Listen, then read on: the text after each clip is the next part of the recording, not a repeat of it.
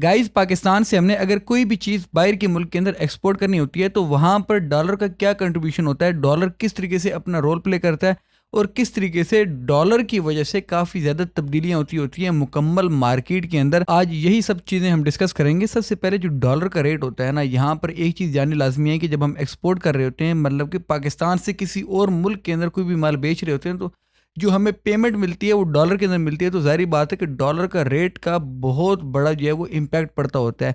Impact इस वजह से पड़ता है कि पाकिस्तान के अंदर अगर हम कोई भी चीज़ बना रहे हैं तो बनाना जो है उसका वो हमें पीकेआर के अंदर पड़ेगा। हमने जो मजदूर रखने हैं पाकिस्तान के अंदर जितने भी, वो सारे के सारे हमने पीकेआर के अंदर रखने हैं। उनको हमने पाकिस्तानी रुपये के अंदर जो है वो पेमेंट्स करनी है। इसके साथ साथ एक और चीज़ ये कि पाकिस्तान के अंदर अगर उस चीज़ का रॉ मटेरियल है तो मतलब कि वो रॉ मटेरियल भी हमें पाकिस्तानी रुपए के अंदर मिलेगा। और जब हमने उस चीज़ को आगे बेचना है तो जो बेचने के वक्त हमें पैसा मिलेगा, अगर वो हमें डॉलर का मिलेगा, तो डॉलर अगर महंगा होता है तो हमें अपनी चीज़ का जो है वो ज़्यादा पैसा मिलेगा एज़ कम्पेयर टू डॉलर अगर सस्ता होता है। यहाँ पर एक चीज़ जानने वाली है कि ये जो डॉलर का इम्पैक्ट है ये ओपन मार्केट के अंदर अगर डॉलर एक स्टेबल तरीके से ऊपर जा रहा हो तब पड़ता होता है। ऐसा बिल्कुल भी नहीं है कि डॉलर बेलगाम हुआ हो, डॉलर का पता ना लग रहा हो कि आज क्या रेट है और कल क्या रेट होगा, और अचानक से जो है डॉलर के रेट्स जंप मारे हो, तो वहाँ पर अगर आप बोलें कि भी एक्सपोर्ट की मार्केट जो है वो हमारी फ्लरिश करेगी, तो ऐसा बिल्कुल भी नहीं होता। अगर हम ये सोच रहे हो कि भी डॉलर तो इतना महंगा हो गया तो अब एक्सपोर्ट्स बहुत ज़्यादा बढ़ जाएंगे, पाकिस्तान के अंदर एक्सपोर्ट इतनी ज़्यादा सस्ती पड़ने लग जाएंगी, इसकी वजह से क्या सीन क्रिएट होगा? सिंपली सीन ये क्रिएट होगा कि पाकिस्तान की इकोनॉमी बहुत ज़्यादा तेज़ी से ऊपर जाने लग जाएगी, जबकि ऐसा नहीं होगा। उसकी काफ़ी ज़्यादा वजूहात हैं। सबसे बड़ी वजह यह है कि डॉलर महंगा होने की वजह से पाकिस्तान के अंदर ज़्यादातर जो एक्सपोर्ट्स होती हैं उनके अंदर रॉ मटेरियल जितना भी इस्तेमाल होता है उन प्रोडक्ट्स की मैन्युफैक्चरिंग के अंदर वो हम काफ़ी हद तक इंपोर्ट करते होते हैं। अब इंपोर्ट जब हम करते हैं तो डॉलर जब महंगा होता है तो ज़ाहिर बात है कि वो हमें इंपोर्ट्स महंगी पड़नी शुरू कर देती हैं, और इंपोर्ट के महंगे पड़ने की वजह से एक इफेक्ट पड़ता होता है मुकम्मल कॉस्ट के ऊपर। और इसके साथ साथ हम पेट्रोलियम भी सारे की सारी अपनी जो है वो इंपोर्ट करते होते हैं, तो वहाँ पर भी एक बहुत बड़ा इम्पैक्ट पड़ेगा अगर डॉलर महंगा होगा। क्योंकि याद रखिएगा कि पाकिस्तान के अंदर अगर आपकी और मेरी कमाई जो है वो पीकेआर के अंदर है ना, तो यहाँ पर एक और चीज़ भी है, यहाँ पर हमारी हुकूमत की कमाई भी पीकेआर के अंदर है। और जब डॉलर महंगा होगा तो ज़ाहिर बात है कि हुकूमत ने जो पेट्रोल बाहर से मंगवाना है, पेट्रोलियम मसनूआत जितनी भी उन्होंने मंगवानी है वो उनको महंगी पड़ेंगी एज़ कम्पेयर टू अगर डॉलर सस्ता हो।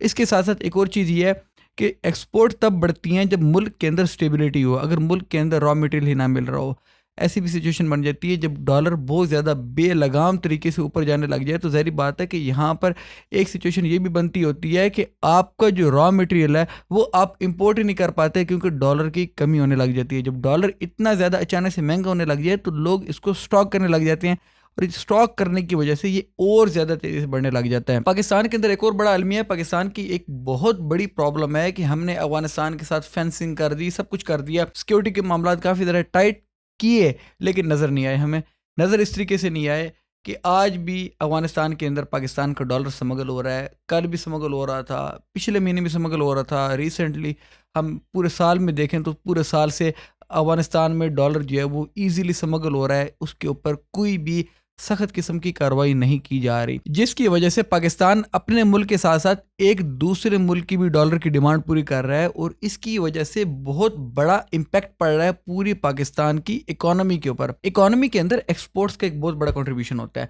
अब एक्सपोर्ट्स के लिए पॉलिसीज बनाई जाती हैं। पॉलिसीज इस किस्म की बनाई जाए कि जिसके अंदर एक्सपोर्टर को बेनिफिट हो, इंडस्ट्रियलिस्ट को बेनिफिट हो।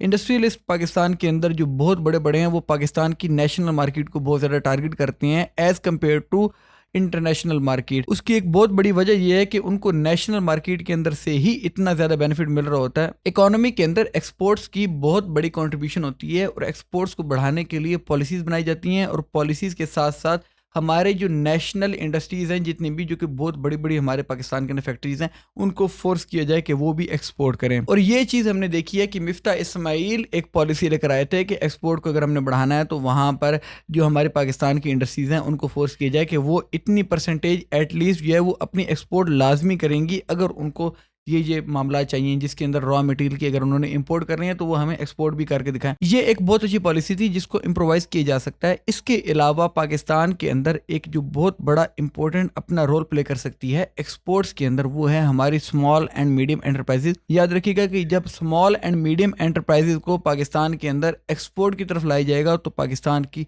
डायरेक्शन ही तब्दील हो जाएगी। चाइना की ये जो एसएमईज हैं ये काफ़ी बड़ा अपना रोल प्ले करती होती हैं चाइना के एक्सपोर्ट्स के अंदर। याद रखिए कि चाइना की तकरीबन 70% जो जीडीपी है वो उनकी एसएमई से आती होती है, एक बहुत बड़ा नंबर है।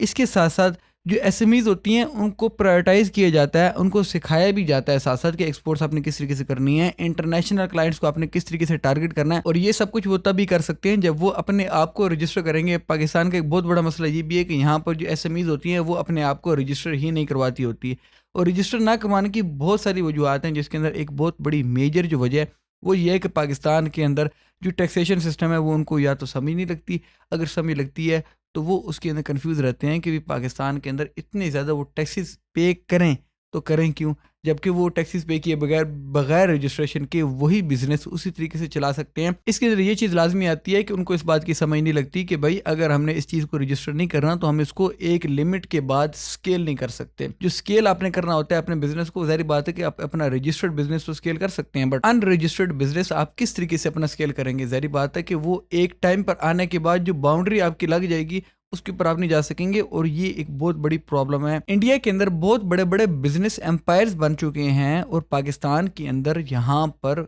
कोई बिजनेस स्केल ही नहीं कर पाता, और उसके स्केल ना करने की एक बहुत बड़ी जो रीज़न है वो ये है कि यहाँ पर रजिस्ट्रेशन जो है वो बहुत ज़्यादा कम है। एसएमईज अपने आप को रजिस्टर ही नहीं करवाती होती, जबकि इंडिया के अंदर लोग अपने बिजनेसेस को रजिस्टर करवाते हैं, क्योंकि वहाँ पर स्कोप उनको पता है कि स्केलिंग का क्या स्कोप है और किस तरीके से हमने अपने बिजनेस को ऊपर लेकर जाना है। हमने ये भी देखा है कि इंडिया के अंदर अचार बेचने वाले भी 700-800 करोड़ रुपए का बिजनेस जनरेट कर लेते हैं, जबकि पाकिस्तान के अंदर प्रॉब्लम ये है कि अचार बनाने वालों को पता ही नहीं है कि हमने अपने आप को ब्रांड किस तरीके से बनाना है, हमने अपने आप को ब्रांड बनाकर प्रमोट किस तरीके से करना है, हमने किस तरीके से यहाँ पर अपना ट्रेडमार्क रजिस्टर करवाना है, अपनी कंपनी किस तरीके से रजिस्टर करवानी है, और किस तरीके से हमने अपने बिजनेस को लेकर चलना है और इंटरनेशनल मार्केट के अंदर इन होना है। ये सारी की सारी चीज़ें जाननी बहुत ज़्यादा लाजमी है। इन सब को सीखने के लिए हमारी मुख्तलिफ प्ले लिस्ट हैं जिनको आप विजिट कर सकते हैं, वहाँ पर आपको काफ़ी ज़्यादा कुछ सीखने को मिलेगा related to business. Well that's all for it though. अल्लाह हाफिज़, टेक केयर ऑफ योरसेल्फ।